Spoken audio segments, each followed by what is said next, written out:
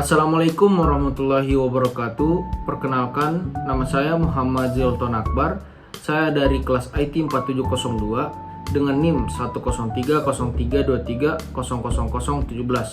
dari jurusan Teknologi Informasi. Kali ini saya akan menjelaskan konsep dasar basis data. Kemudian akan menjelaskan juga kelemahan pemrosesan file tradisional.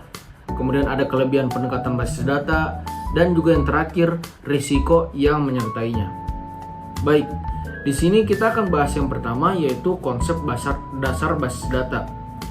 Basis data adalah kumpulan data yang terorganisir dengan baik, memungkinkan akses dan manipulasi yang efisien oleh berbagai aplikasi. Beberapa elemen kunci dalam konsep basis data meliputi yaitu yang pertama, entitas. Objek yang dapat diidentifikasi seperti pelanggan atau produk. Kemudian yang kedua, atribut. Karakteristik yang terkait dengan entitas seperti nama atau harga. Kemudian yang ketiga ada kunci. Atribut yang digunakan untuk mengidentifikasi entitas secara unik. Kemudian yang keempat, relasi. Hubungan antar entitas biasanya diwakili dalam bentuk tabel. Kemudian yang terakhir, yang kelima, yaitu skema basis data. Struktur yang menggambarkan tabel, atribut, dan relasi dalam basis data. Kemudian materi yang kedua yaitu kita akan membahas kelemahan pemrosesan file tradisional. Nah, pemrosesan file tradisional memiliki beberapa kelemahan signifikan. Yaitu saya akan menyebutnya yaitu yang pertama, di sini saya memiliki ada 5 poin, yaitu yang pertama, data terpisah dan terisolasi. File-file yang tidak terhubung satu sama lain menyulitkan integritas data. Itu adalah salah satu kelemahan pemrosesan file tradisional. Kemudian yang kedua, ada redundansi data. Apa itu redundansi data? Yaitu setiap aplikasi memiliki file data sendiri, menyebabkan pengulangan informasi yang tidak perlu. Kemudian yang ketiga, inkonsistensi data. Modifikasi dalam satu file tidak selalu tercermin di file lain, menciptakan ketidakakuratan. Nah, kemudian yang keempat, ketergantungan format file. Apa itu? Perubahan format data memerlukan modifikasi pada semua program yang menggunakan data tersebut. Dan yang terakhir, kesulitan dalam pengelolaan data kompleks. Mengelola objek data yang kompleks menjadi lebih sulit tanpa sistem yang terintegrasi. Nah, materi yang ketiga, yaitu kelebihan pendekatan basis data. Apa sih kelebihan pendekatan basis data?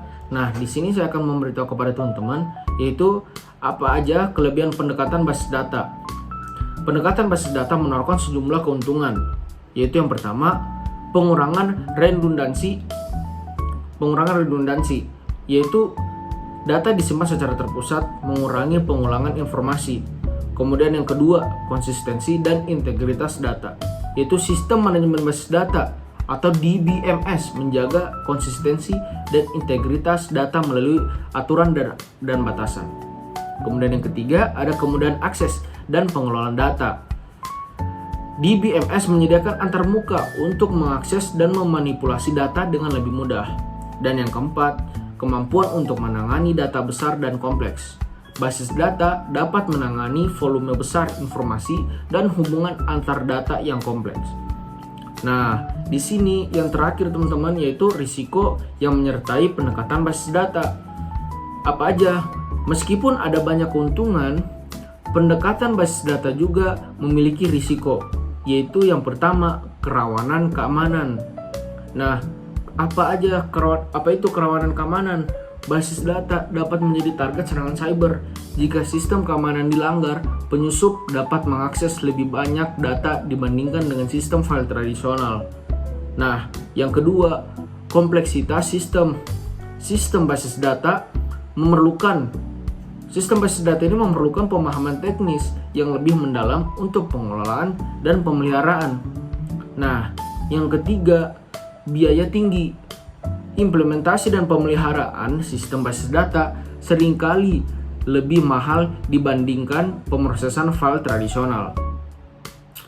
Kemudian yang keempat, yang terakhir, yaitu potensi gangguan pada aplikasi lain.